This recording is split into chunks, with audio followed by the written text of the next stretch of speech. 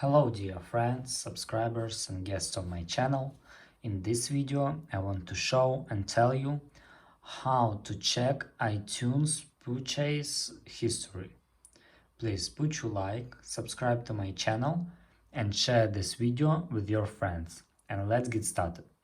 So first we need to go to iTunes.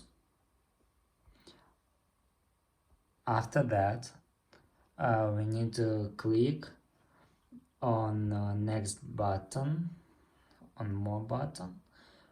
After that click purchased, click music, and here you can see all your purchase history. And that's all. If you enjoyed this video and found it helpful, please put your like, subscribe to my channel and share this video with your friends. Bye bye everyone, see you later.